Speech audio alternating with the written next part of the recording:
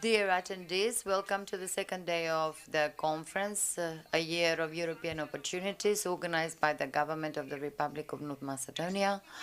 Our today's conference will be started by the panel entitled Agriculture and Balanced Development, EU Possibilities and Perspectives, where we will be discussing the possibilities for the development of agriculture, balanced regional development through the support to local governments, and the perspectives offered to farmers by the EU membership of the country. I'm inviting the Minister of Agriculture, Forestry and Water Economy, Mr. Ljubčo Nikolovski, the Minister of Local Self-Government, Director of the Agency for Financial Support in Agriculture and Rural Development, Елена Младиновска-Jelenković, Executive Officer of the Association Vina of Macedonia, and the moderator is Borče Petkovski, Deputy Minister, Deputy Director for the Development of Agriculture.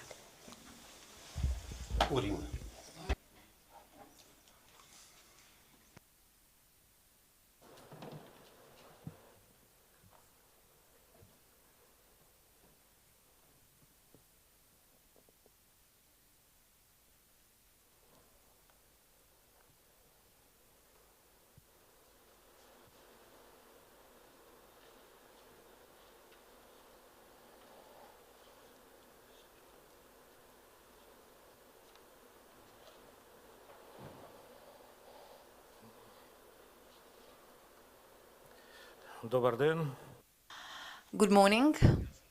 My name is Borče Petkovski, Deputy Director of the Agency for Support for Development, Agricultural Development, and I accepted the invitation to moderate this panel discussion with pleasure. And this panel is entitled as Agriculture and Balanced Regional Development, EU Possibilities and Perspectives.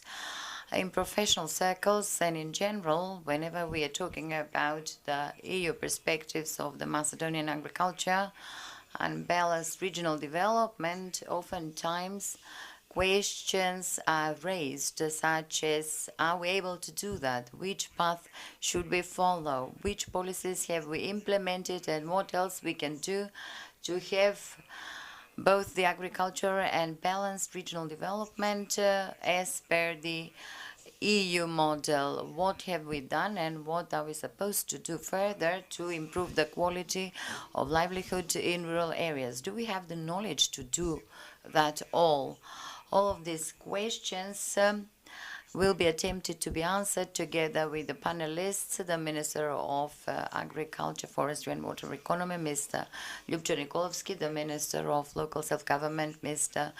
Risto Penov, the Executive Officer of Vina from Macedonia, Elena Mladinovska, and the Director of the Agency for Financial Support to Agriculture and Rural Development, Mr. Nikica Bacevski.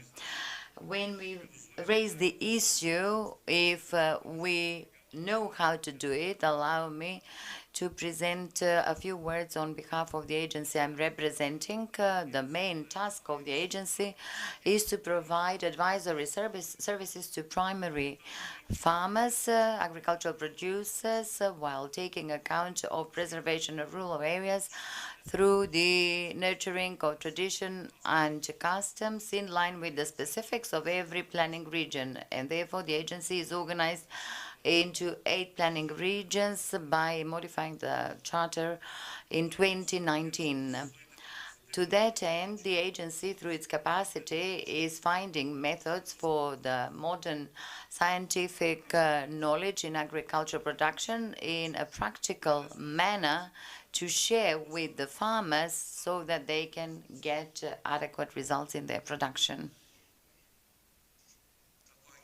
As an agency, we are also playing an active role in maintaining the opportunities where the farmer is put in the national budget and through the support of the EU. Minister Nikolovski, 2023 can be assessed as a year of new opportunities in the Macedonian farming. Why? Because the implementation of the new subsidies model started successfully. The advance payment of subsidies was implemented. The small food producers of animal origins got the opportunity for grants to procure equipment.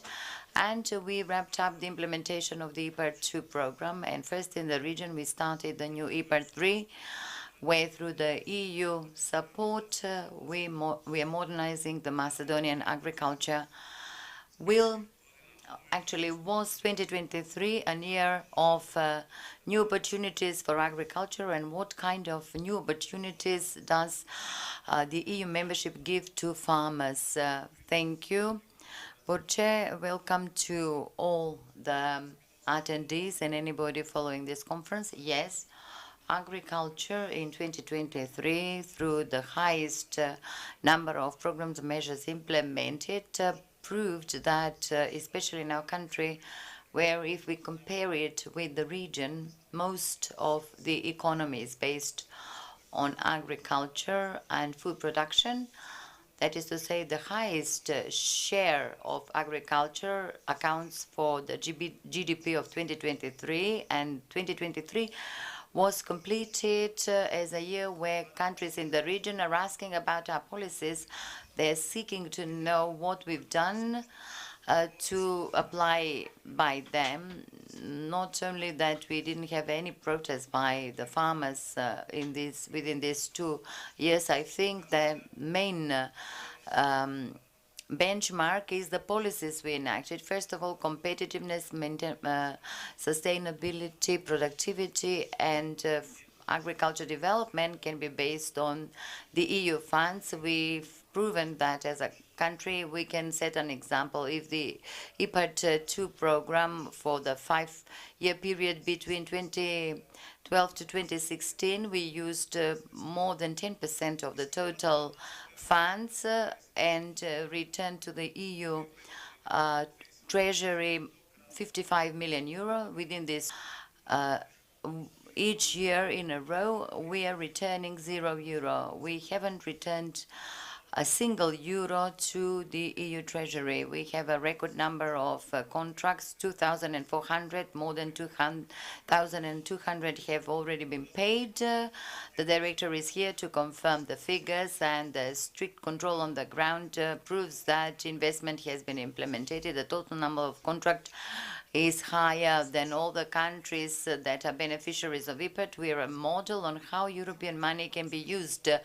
Agriculture is a successful model in the country that EU money can be used, and that there's no modernization or development without the EU funds. However, we need 1 billion.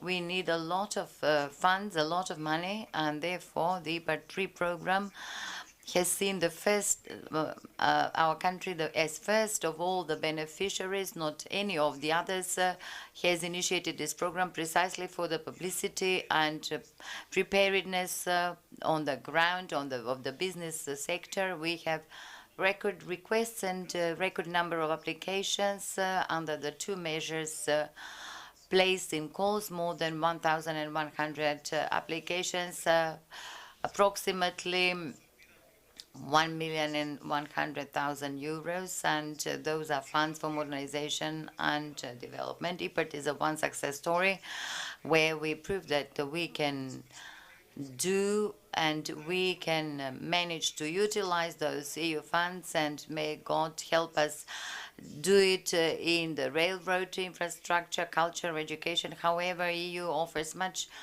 many more opportunities, and as a sector we are oftentimes talking about the negotiations with the EU.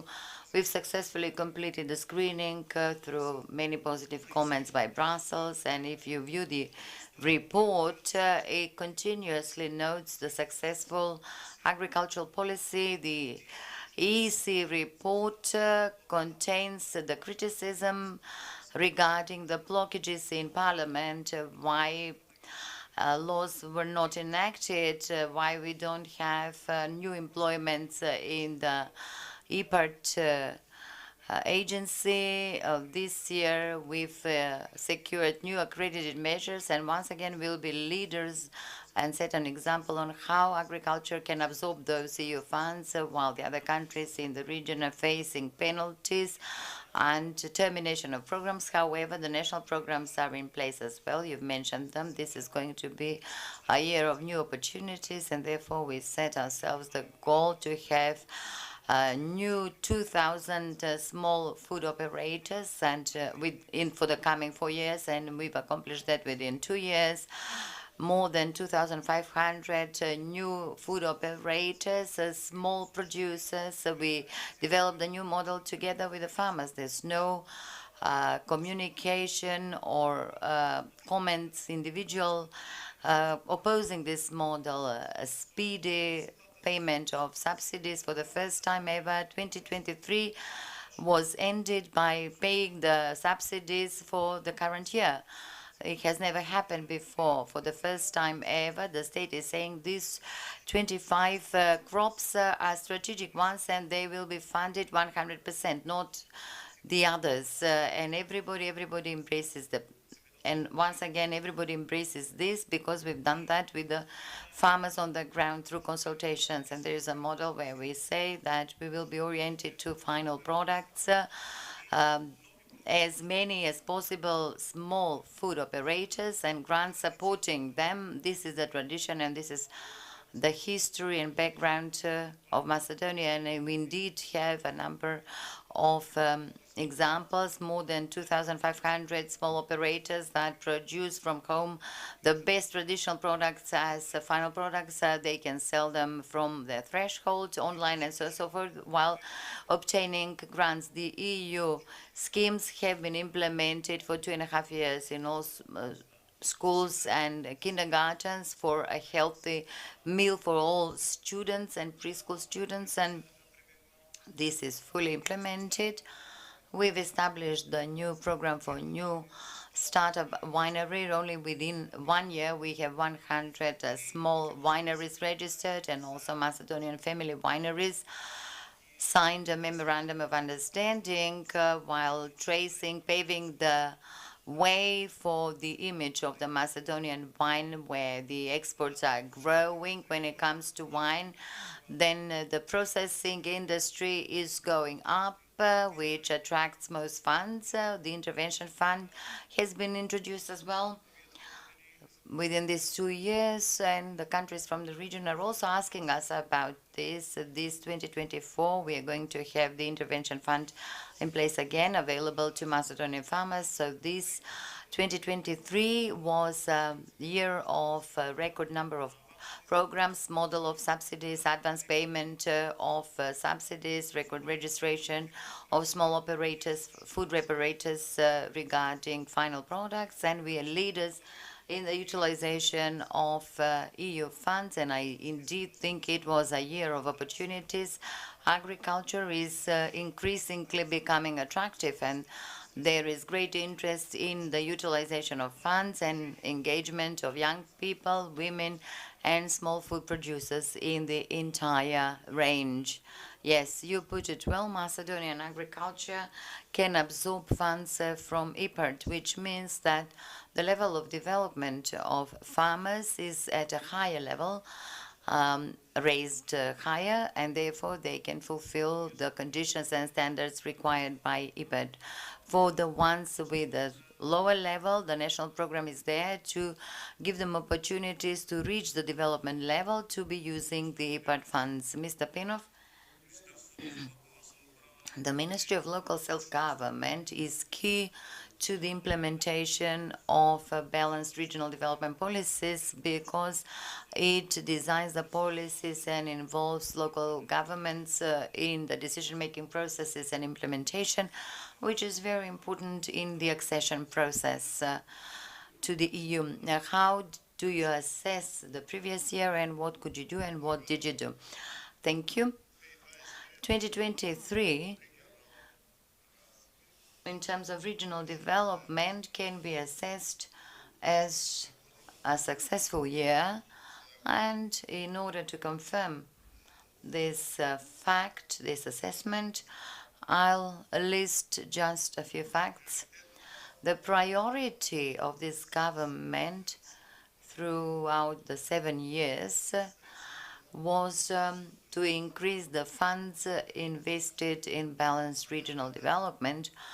So in 2023, the funds from the budget invested in this area were 5-fold higher than the ones invested in 2016, expressed in euros. It is not about huge funds, but they are significant. If back in 2016, 2.8 million euro were invested in regional development by the government, last year we successfully implemented 14 million euro funds invested in municipalities across the regions in the Republic of Macedonia. Last year, we can be proud of successfully investing 135 projects. It's very important that these projects were selected by municipalities. Citizens selected them in line with their needs, and they are funded by state budgetary funds. Within these 139 projects, we had road infrastructure built, but the most important focus was placed on firefighting because the previous 2021 was disastrous with the fires, wildfires affecting the Republic of North Macedonia. And in 2023, through all the programs we were responsible for, there was no municipality or a center in the country that did not receive new equipment and new facilities for firefighting. But I wish to underscore also the fact that it was under our responsibility to invest in projects for all the citizens in the Republic of Macedonia, regardless of partisanship, religious or ethnic affiliation. And I would say that the reconstruction and further building of the school in the municipality of Karbinci, or the closed market in Kisela Voda, and then the firefighting in Kavadarci, Sveti Nikole, Lozovo received firefighting vehicles. And the road in Bogovine was another project, or if we speak about photovoltaics in the school of Liria in Chair municipality, many other, 135 in number. In addition to these, through the ministry, we took part in a Swiss project with our financing, where in addition to working on increasing the administrative capacity in municipalities, we have 8 grant projects by which we had the hospital in Ohrid reconstructed, then the hospital for lung diseases in Oteshevo. We had photovoltaics installed on administrative offices Radovish, Konče and Vasilevo, in Kumanovo and Liktovo. We procured firefighting equipment. We fully had the old forgotten school reconstructed in the village of Kučkovo, and we are converting it into a center for rehabilitation of children with severe diseases. And 2024 will see the reconstruction of the Center for Nephrology in Struga, then a center for care of disabled children in Tetov, in Polog region, and replace LED bulb lights in the Polog region in 4 municipalities. Then through us, we have cross-border collaboration with IPA project, and in 2023, IPA 2 program was completed by which we implemented 192 projects amounting to 60 million euro, where the share of the Republic of North Macedonia accounted for 9 million euros, by which we had projects implemented, thus improving the living conditions, where we had an inter-municipal center for the municipalities of Bogovinja and Vrapčište, fully equipping it with firefighting equipment. And in 2024, we are continuing with these projects. 2024, IPA 3 program will be open, where the cross-border cooperation will give us at our disposal 190 million euros, for which municipalities, planning region, NGOs, and for the first time the private sector will be able to apply, where some projects will be fully funded by the EU and 15% state grants by the government of the Republic of North Macedonia, and we are expecting that this trend of good performance will continue in 2024. Thank you. Функцијата на Министерството за локална самоуправа, како да го подобриме начинот на живење во руралните средини. И таму да имате еден достоен, пристоен начин на живење. Rural areas. Of course, we have to continue going forward even more strongly to achieve the goals and have developed villages. They say truth is found in wine, and the wine sector is going forward, measured by all indicators. Mrs. Mladenovska, you come from the wine producing sector. I would like to ask you, how do the sector and the wine sellers perceive the measures created by the government or the opportunities through the European programs, and what else can be done for development of the wine industry and tourism, and thus develop the rural areas? First of all, thank you for the invitation to take part in this panel. I can see that I am the only female representative of the wine sector and the business sector for that part. And since you said that truth is found in wine, let's talk truly. Over the past years, the wine sector did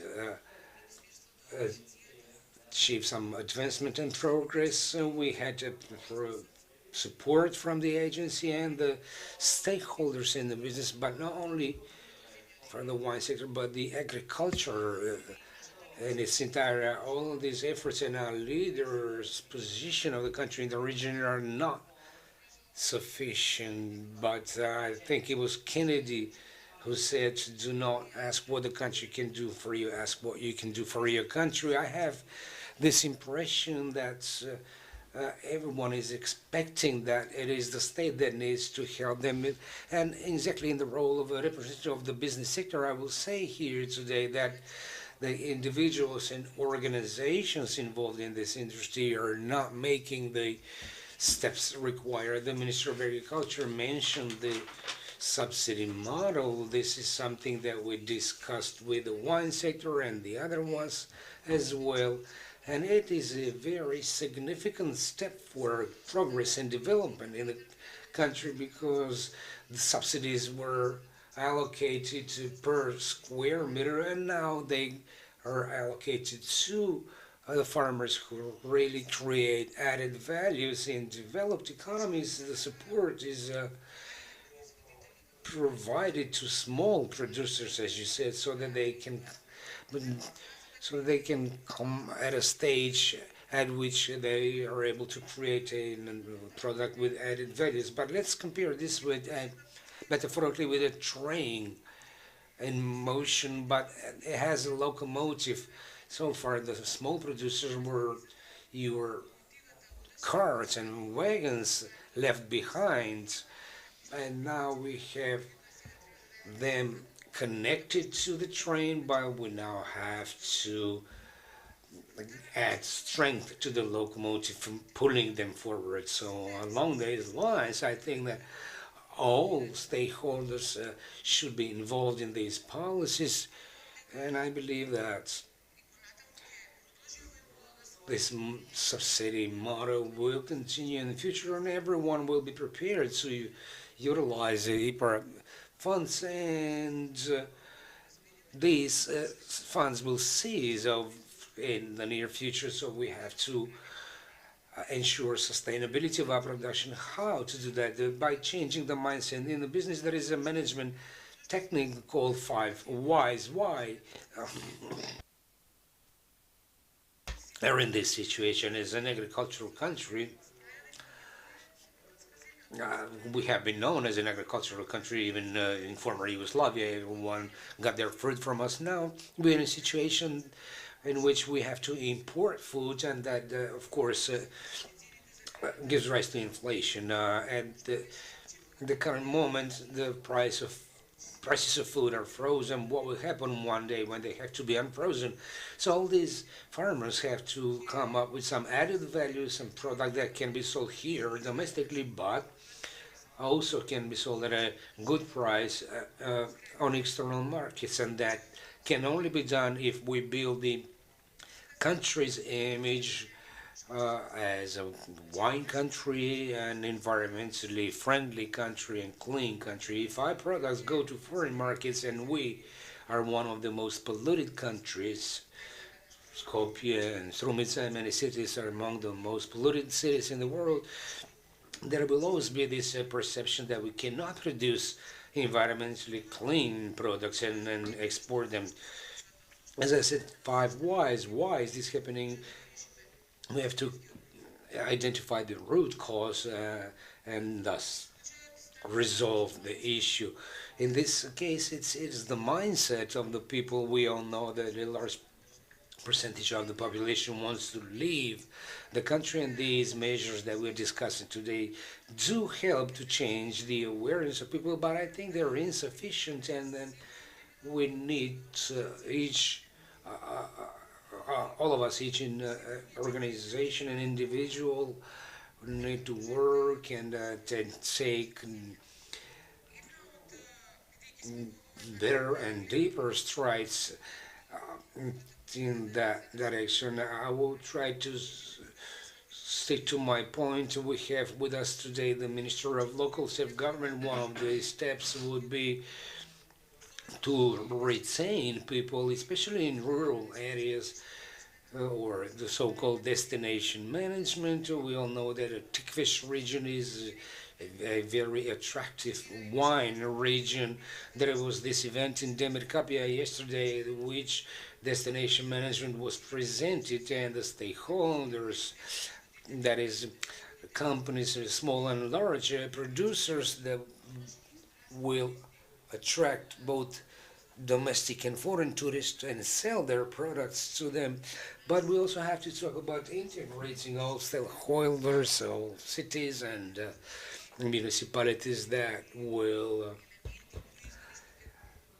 come up with additional elements and products and make them available for the tourists. So this destination management is something that I really believe will help for people to stay in the rural areas, so that we can build or upgrade the image of the country. So value can only be created if we have added value, something that is premium products, creating the image of the country. So wine exports have been on the rise for years, but this is something that all of us together, both wine sellers and the state, but also the grape growers, followed the guidelines and are already accepting the model of introducing standards in the production, because the grape growers used to protest in the past, as we all remember, and now they no longer do that, because they're aware they have to come up with a final product so they can have an added value. Because if the price of wine is higher, then the price of grapes will also be higher as well. And we can do that only we build an image of a wine producing country. Thank you very much. A small comment, while it is a fact that the wine sector, the implementation of science is at the highest level, and that's why it is moving forward. It is a sector in which you can easily apply science and overcome obstacles, and that is why you are where you are. But of course, we have to maintain the locomotive, and each small populated place with its tradition of food and wine production. So everyone, all these places have to be taken into account. A portion of the European support and opportunity for the farmers is exactly the EPAR program in 2023, with the announcement of the last call for EPAR 3. We successfully ended the EPAR 2 as a leader in the region. Mr. Bachewski, can you tell us about some of the results with which you completed the EPAR 2 program? Thank you, Borche. First of all, thank you for inviting me to be here, and I greet all panelists and all people in the audience. The EPAR 2 program started back in 2017, and he's been there for a while now, and it should end in 2024, and all payments distributed out to the final beneficiary must end by December of this year. And that's the last public call under the EPAR 2 program on investment in modernization and processing of agricultural products. On the other hand, I can conclude that the success of the program is easily visible through the figures that we constantly communicate, but what is more important for me is that the results themselves are visible and recognized in all populated areas, and we often say that there is no village in the country in which there is no EPAR boards.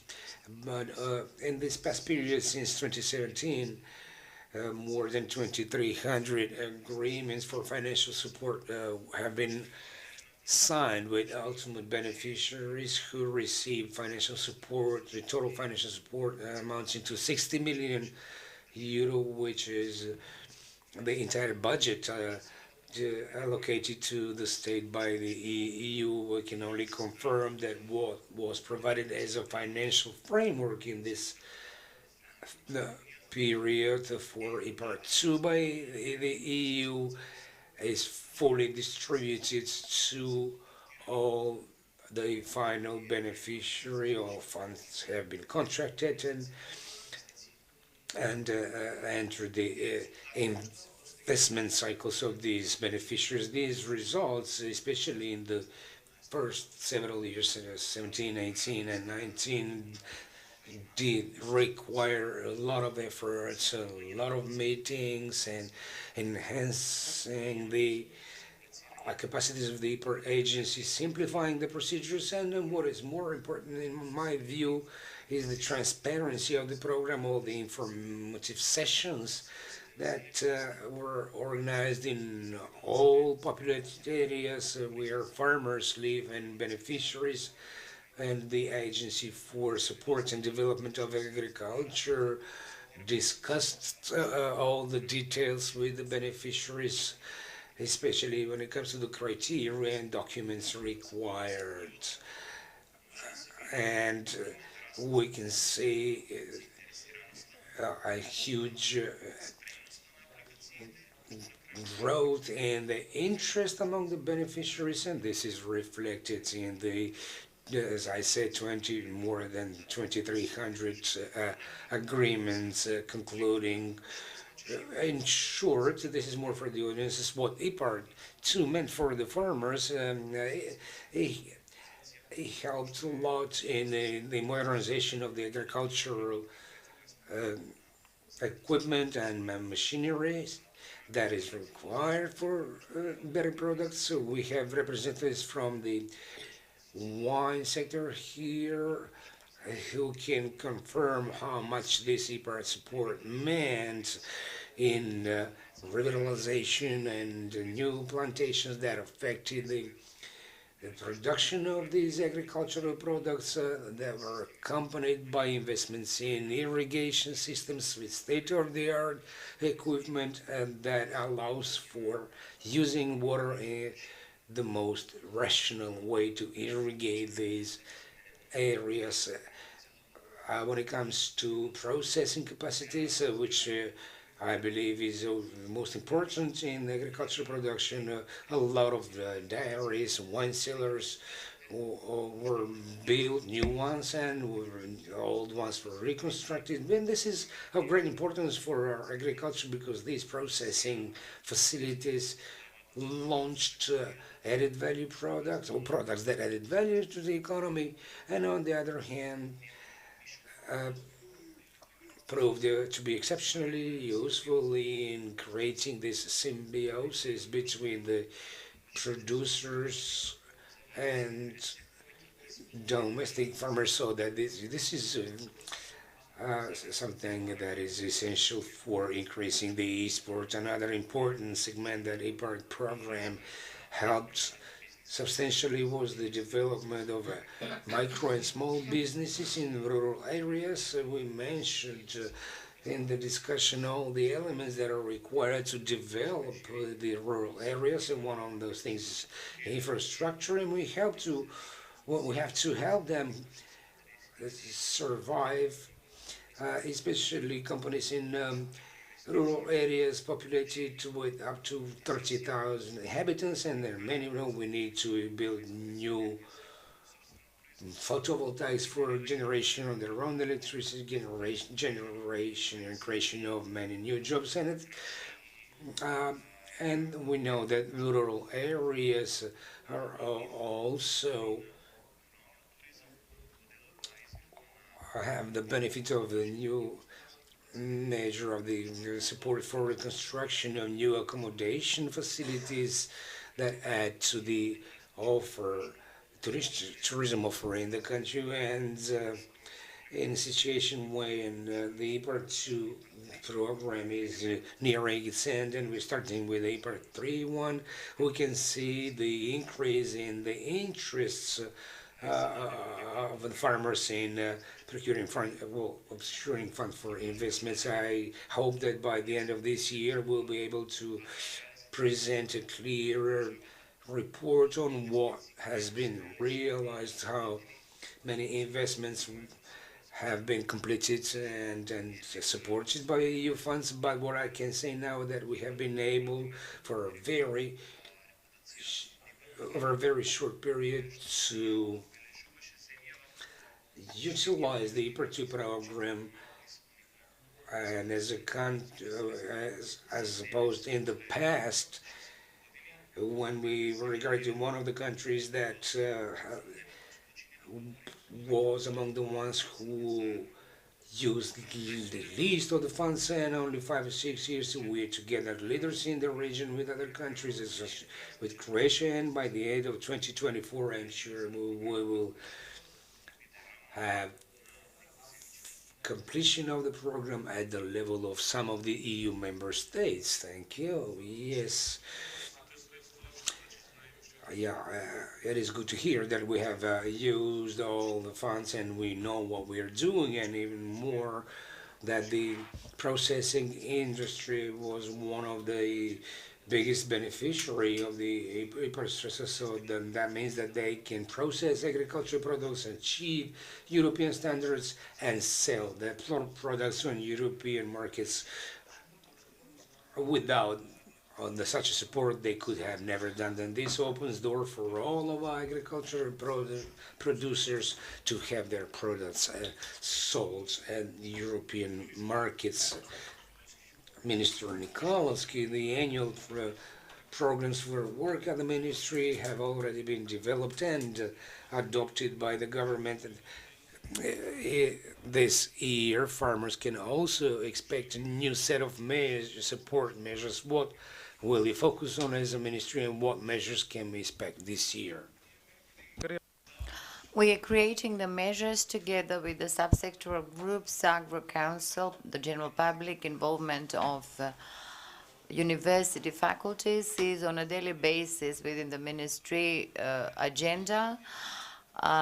You've mentioned standards and quality, and I am glad about the fact that this year is completed by the adoption of the law on advisory services by the Macedonian Parliament, where your agency is also being reformed, where you are managing the agency, and tomorrow will be assigned the first 90 certificates together with Ambassador geared to the advisors.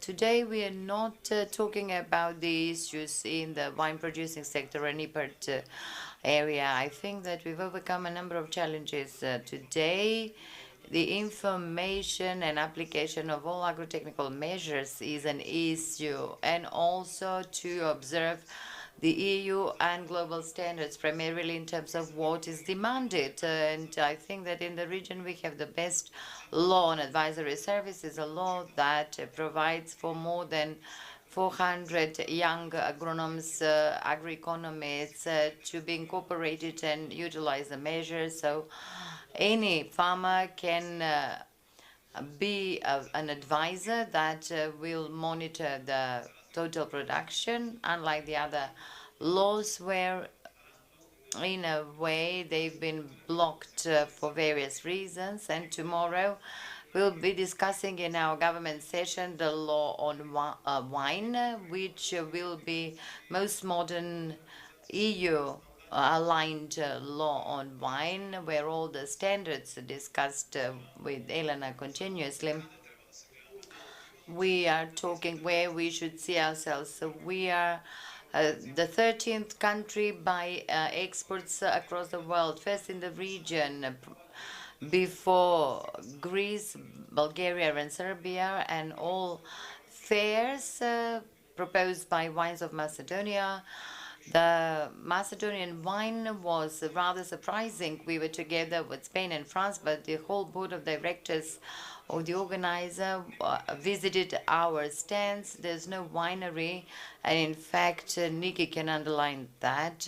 During the last IPART call, there is no major winery that has not used IPART funds, and this sector is growing, and also the food producing industry is going up. We are talking about the law on advisory services, and then the construction of purchase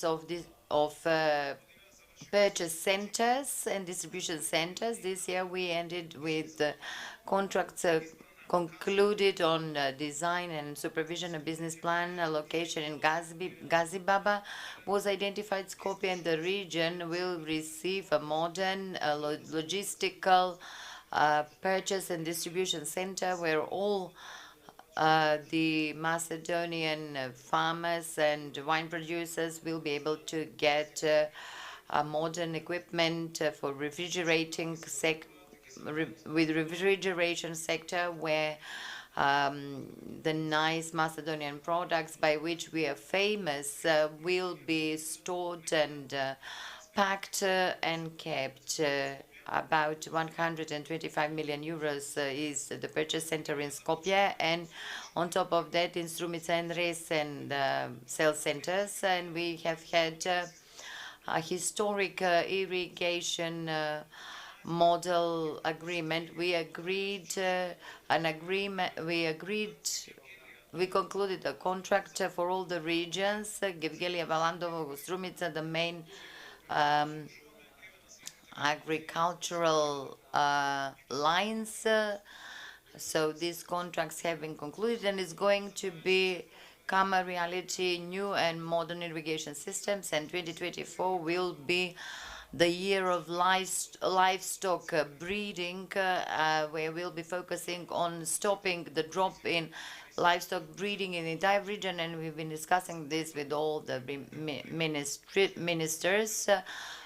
by 3 times.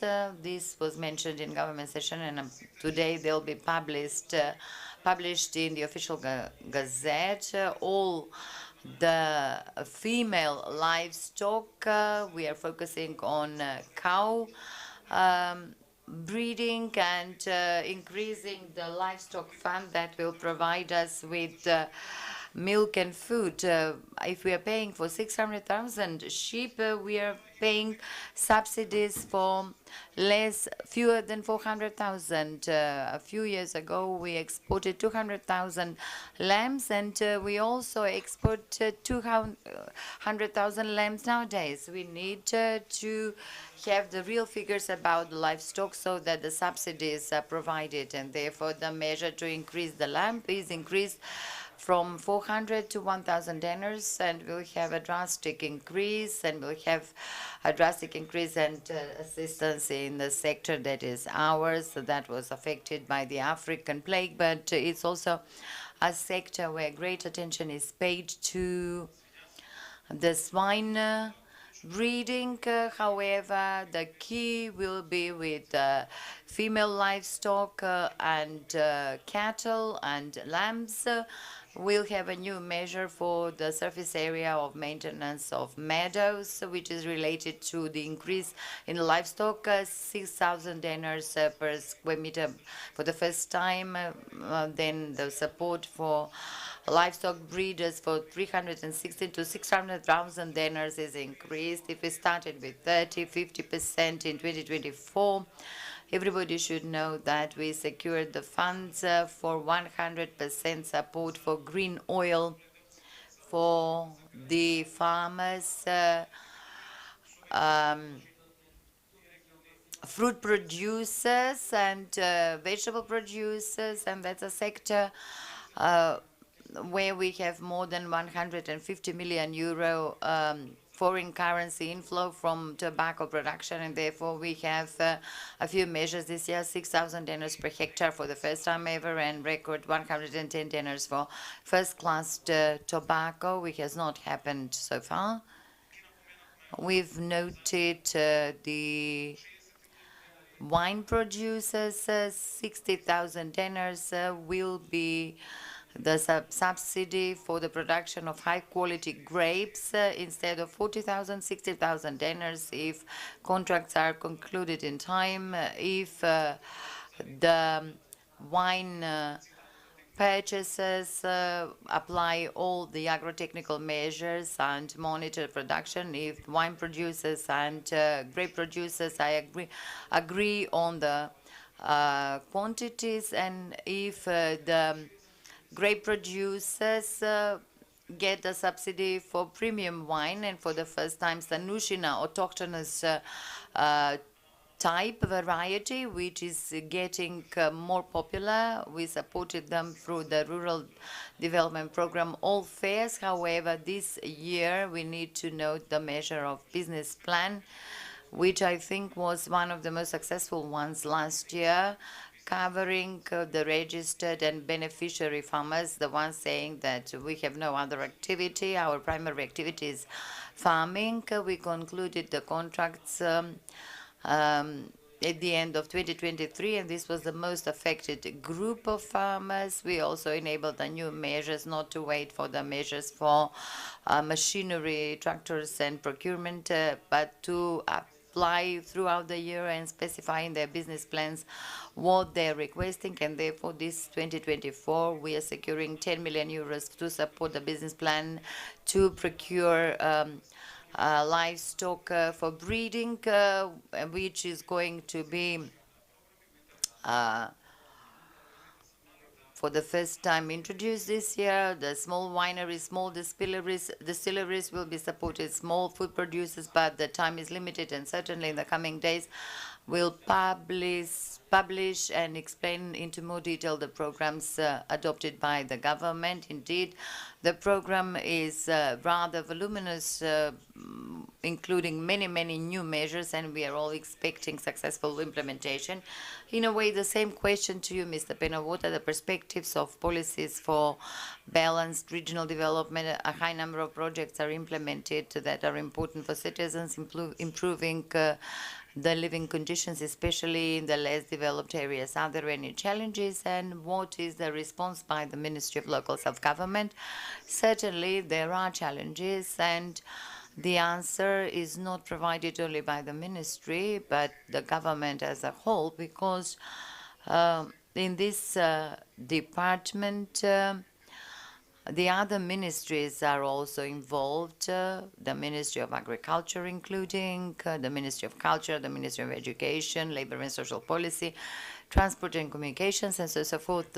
What is the main challenge for us, in addition to the continuity in the implementation of the programs and projects that I previously mentioned as implemented in this sector, will be a continuous task for us to strengthen the capacity of municipalities, both administrative and financial capacities, such that they can more actively and at a better quality get involved not only in the implementation of these projects, but also in meeting the services, providing the services to citizens. When we're talking about delivery of services to citizens, regular research performed speaks of the fact that we have the tendency of increased dissatisfaction with services provided by local governments, primarily municipalities and mayors' work. And the most concerning for us is the data that every fourth citizen suspects corruption in the operation of local governments. These two challenges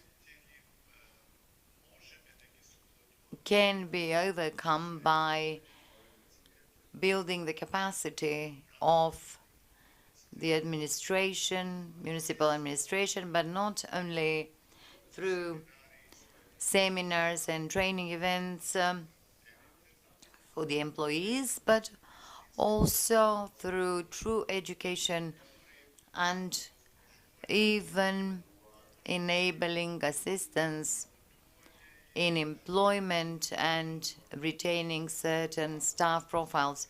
When I'm saying this, what I mean here is that we have fully decentralized urban planning in our country.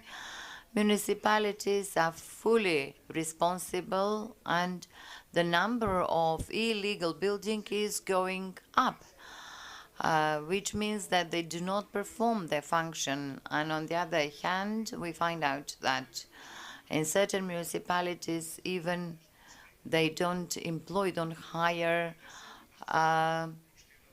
construction inspectors. Not only the municipality of Chair, but also Radovish municipality is lacking a construction inspector, nor do they manage through intermunicipal cooperation to fill out this gap. And on the other hand, the number of illegal buildings is going up, and this should be regulated by the state to identify a way how to resolve this anomaly, because tens of thousands of new buildings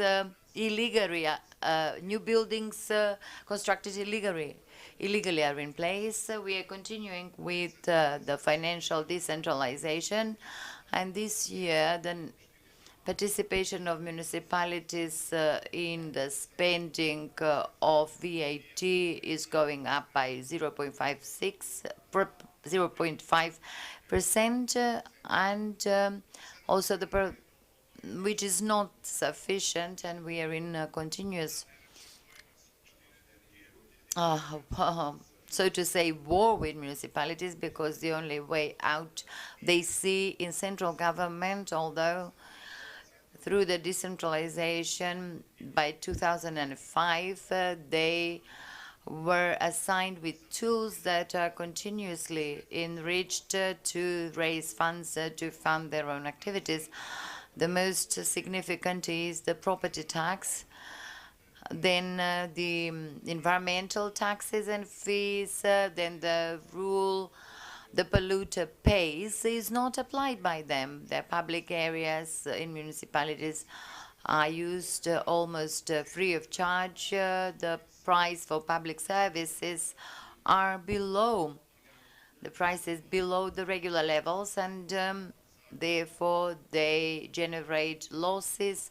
Services are going down, and they see the solution in the central government. This year, the government allocated 32.5 million euro through the correction of the budget to 34 municipalities for 66 projects that municipalities requested in order to help them in their operation, thus feeling the huge dissatisfaction of citizens with the operation of municipalities nowadays.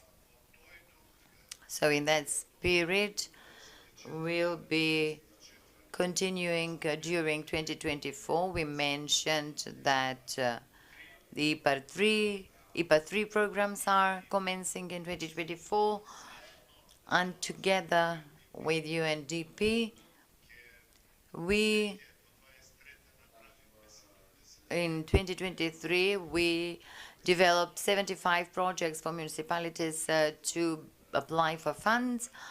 And in 2024, we will continue with the same trend, new 75 projects to be funded in order for the municipalities to provide good quality applications for European funds. Thank you for the exhaustive answer. Ms. Mladinovska, you are a director of the educational center where you organize training for farmers and food producers. How do you view the new advisory service law? Because we could hear what kind of new measures were provided for the support in 2024.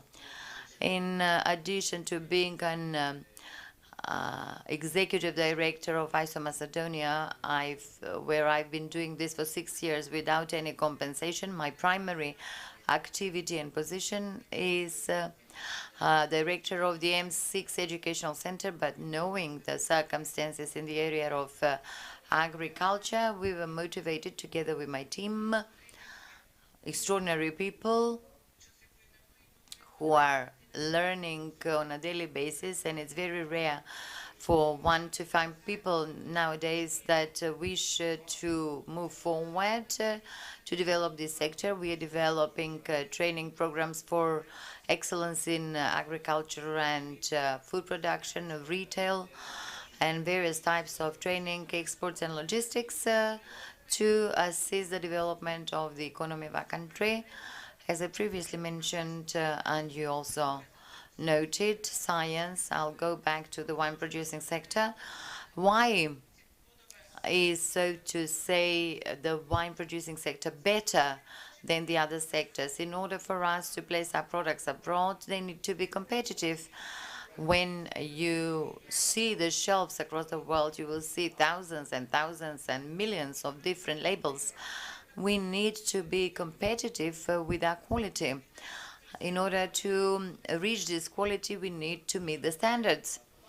We have a locomotive in the wine producing industry, the application of science. Unfortunately, we do not have a representative of the Ministry of Science, Education and Science. From the rector of university, I received a piece of information that 0.01% is allocated for science. Companies cannot wait for the institutes and universities because they are not sufficiently supported to develop their science. For that purpose, companies have to invest in science themselves or buy science from abroad. The distinguished winery is already using artificial intelligence in the area of protection of vineyards and the production of good quality wine. The knowledge and science used across the world is shared with the others so that we can move forward together, because nobody can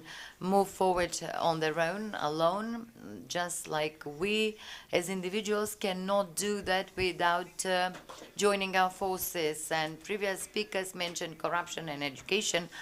One of the key points is digitalization. Digitalization will reduce corruption, and we once again go back to this why, the mindset of people that we can be better. We do not embrace digitalization because if we were digitalized, we could not be that corrupt. I was part of the project EU for Municipalities for 1.5 years, and I witnessed the fact that some municipalities were digitalized through USAID donations, full digitalization, and once again funds were sought for digitalization because the system was procured by the previous or the cast or the next or the current or the next government, and there is huge turnover of staff both in institutions and municipalities, and I think that all of these issues would be resolved in an easier fashion if we are committed to the digitalization processes that will help us to get rid of this corruption. Let me not be misunderstood. It's not about the governments right now or previous governments. I'm talking about as a citizen of this country. The quicker we digitalize ourselves, the quicker we'll have competitive products while using science. Further, the Minister of Local Self-Government has mentioned the environmental fees and taxes, all those companies exporting under the new principles.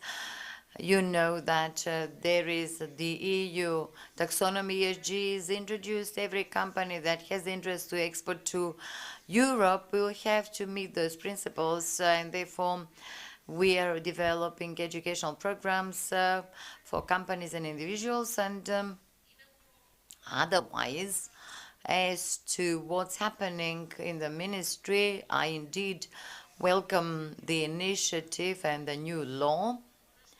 What is required and important is actually the core of the problem is the mindset. When somebody does not know, they need to be shown by example, and those advisors are indeed important, and the educational programs that I hope will develop together to raise agriculture to, and even the economy to a high level. We need to be, as a country and people, very smart, because you know that globally the predictions are that food will be lacking in the future, and the population is going up, and we'll have no food, and the perception is that if somebody is dealing with agriculture is a peasant. And Nikita was not wrong when he said, I am a vineyard grower. I have my own vineyard. I bought it recently in order to stay here and work on agriculture. The world will remain without food, and as an agricultural land, we need to be clever and utilize all the benefits, but not only wait to get the funds, but to apply what we know and create new value that will bring us further. The train will bring us further. Thank you. Thank you. Mr. Baczewski, very briefly, he put 3 already commenced measures, 1 and 7 ended. In general, what was the interest, and will we have another success EPART story? Borchio, let me go back to the end of 2022. I remember the entire EPART structure that was set up back then in the Ministry of Agriculture and us as an agency, and Ministry of Finance. We made a promise to ourselves that we will be the first country of all IPAR beneficiaries that will start with the implementation of IPAR 3. We have Albania and Montenegro, Serbia and Turkey in this group, and that's what happened on September 1st, 2023. We published the first public call for measures 1 and 7, thus becoming the first country that started implementing IPAR 3. What we can see in this discussion, and IPAR is only one component of the IPA instrument, we can see that the fifth component is the one that whose implementation has started. The public call was open for 60 days. I can say that we're positively surprised by the number of applications received, more than 1,160. Let me just say that the two measures together amounted to 60 million euros, and all these applications are 3 times more than the funds available. Of course, I'm grateful to your colleagues in the Agency for Support Development and Agriculture for their engagement, as well as colleagues in the ministry who started going out in the fields and hold meetings, especially the agency, to come to a situation as we have today with so many applications. In essence, these applications in themselves focus mostly on investments in agricultural equipment, irrigation systems, new plantations, beekeeping equipment, new farms, or reconstruction of the already existing ones, and of course under Measure 7, mostly in the rural tourism. I think there are some 55 applications and projects involving accommodation and tourist capacities. And as I said earlier, the micro and small businesses operating in rural areas applying for funds to build new production halls and invest in state-of-the-art equipment. Currently, they are being evaluated. All that will meet the criteria, and after we go out in the fields and do a regular monitoring control, and after research of the prices on the markets and using these reference prices, and we hope that in the second quarter of 2024 we will be able to start issuing the first decisions and signing the first contracts for financial support. What is good for the beneficiaries, especially legal entities like IPAR 2, is the pre-financing opportunity. So all those who will sign a contract with us within no more than 60 days following the signing of the contract will be able to receive an advance payment up to 50% of the co-financed amount allocated by the agency. Simply said, if your investment is 100,000 euro and you are entitled to a return of 60,000 euro, you can ask for an advance payment of 30,000 euros. Of course, application has to be accompanied by an adequate document, one of which is a bank guarantee. And the future period, I'm talking about this year and on, will start completing the IPAR 2 process in terms of the investments in food processing facilities.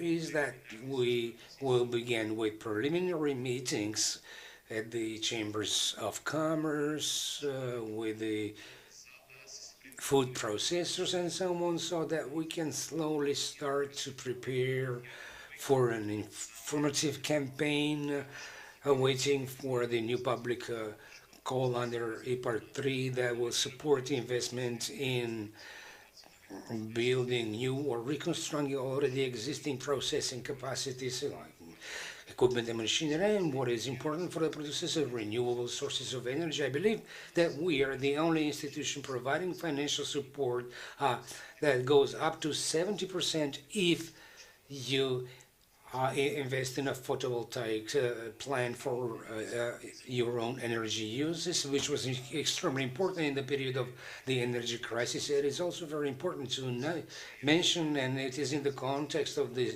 discussion of on balanced development, is the development of the accreditation package for accreditation of a new measure under the IPA 3 program that is entitled Rural and Public Infrastructure, under which beneficiaries would be the local self-governments directly. The point of this measure is to allow for a public call under which municipalities will apply with their projects related to children playgrounds, cultural centers, and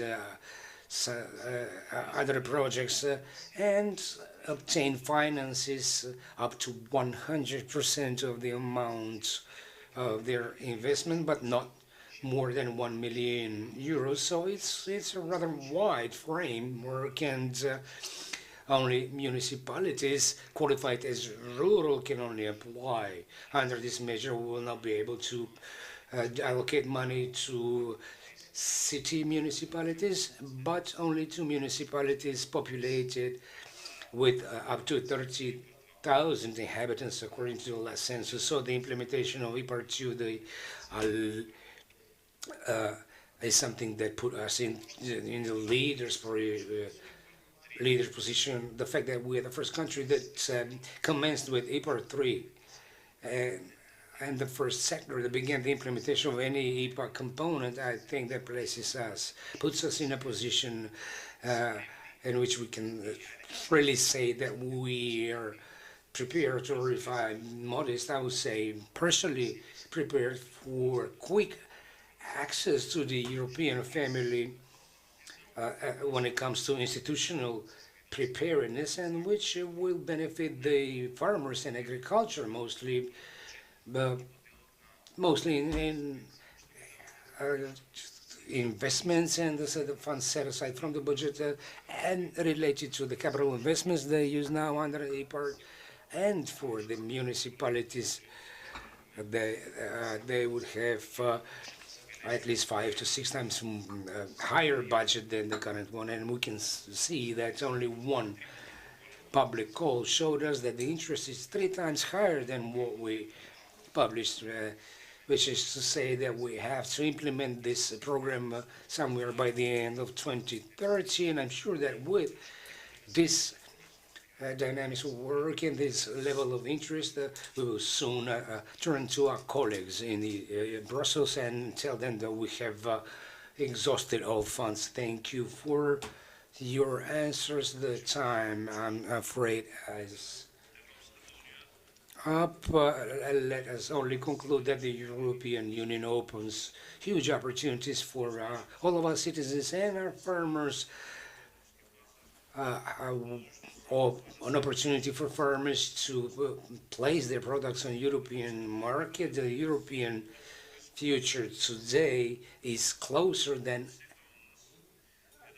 ever before, but it is a responsibility of each and every one of us to use this opportunity, making our contribution to the building of a safe and European future for all citizens. Dear panelists, thank you for your participation, and dear guests, I thank you for your patience.